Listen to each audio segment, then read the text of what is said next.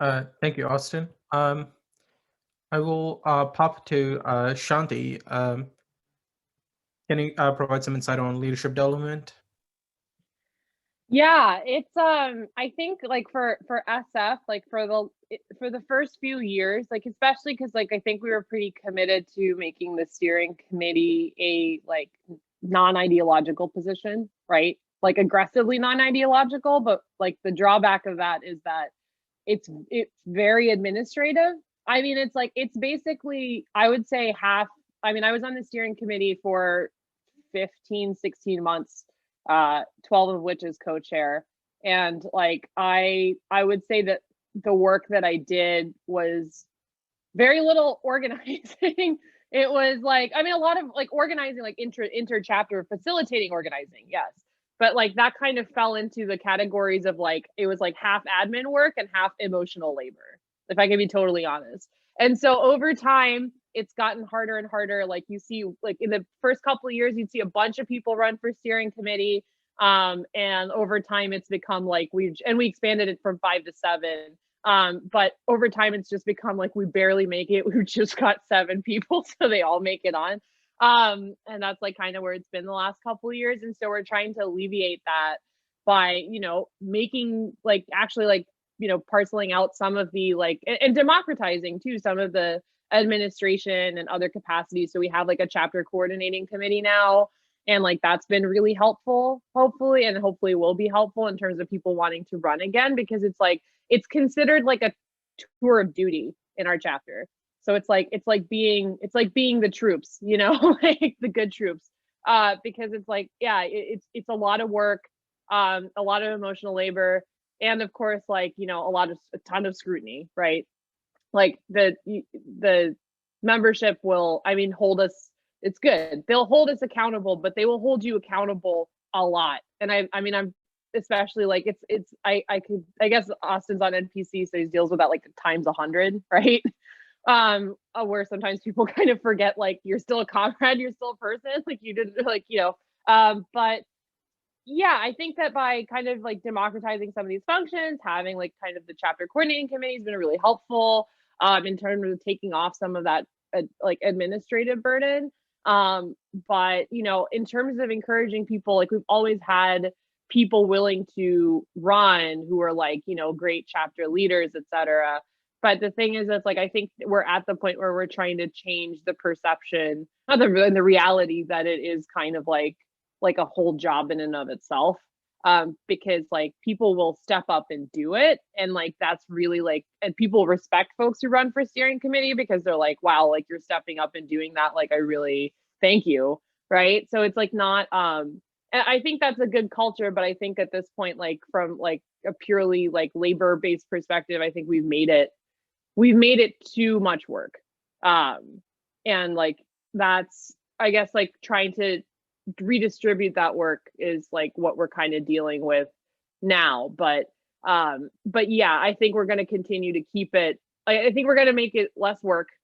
Or we are making it less work, so that people feel encouraged to run again, but still kind of maintaining that, like I think the chapter culture is very much, it should be, the chapter culture is very much like, that the steering committee is not really like a place to define political ideology. That happens in the work and the functionings of the chapter, in our meetings or resolutions. We, like I said, we're overhauling our committee structure as we speak.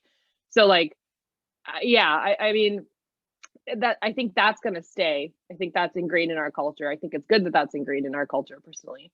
But we're just trying to redistribute the burden, because that's the main reason that people don't run, is because of the burden, because they know they're going to be doing just admin work and emotional labor.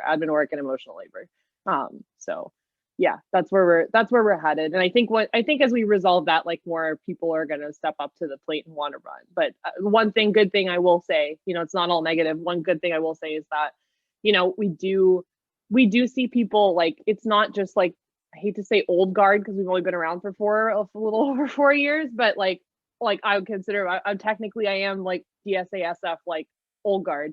But it's not just old guard people who run for steering committee. A lot of times people like I do appreciate that our chapter brings in like new people, and after they've been organizing for a couple of months, they do feel empowered to run for steering, and I think that brings a lot of like fresh new blood into it, right? But yeah, I mean, we're trying to make it less work at this point. Thank you, Shanti. Aaliyah, can you comment? Yeah, this has been really interesting. I think, I mean, I guess I have a kind of funny position because like I am thinking I am probably going to run for steering committee. So I guess I am a success story in some ways. I think that a lot of what people have talked about in terms of like terms is important. I think right now we have a 2-year term, and I think that we should probably bump that down to 1 year because 2 years is a long commitment. But I think that some things that can help it seem sort of achievable or make people more sort of willing to run are just transparency about what exactly is involved in being a steering committee member. Yeah, and I think Jason mentioned earlier, like I think it's important that leadership at all, like whether it be steering committee or leadership of committees or working groups or whatever, part of our understanding of what leaders should be doing is growing other leaders, right? Is organizing themselves out of a job. And that's certainly, I've had comrades who, like when I sort of started getting more involved in Philly in particular, sort of encouraged me, right? Saw that I was like excited about certain things, had ideas, and like really were very active in sort of inviting me into certain spaces and sort of suggesting that I keep doing it basically. And that makes a huge difference. And it's something that I'm trying to do as well. Yeah, and I think that thinking about support systems is important as well. Honestly, not to harp too much on the caucus thing, but I think in practice, some leadership duties end up being distributed outside of like individual elected positions through the caucus networks. And I think that we probably shouldn't do that through caucuses, but I think that we probably should do that. Something that Shanti was talking about, like sort of making it possible for certain kinds of work to be taken on by people who are like adjacent to the steering committee. I think can really help just sort of democratizing that work as well. I think in practice in Philly, the leadership positions are really quite political. Like the steering committee has a lot of power over what work we do and don't do.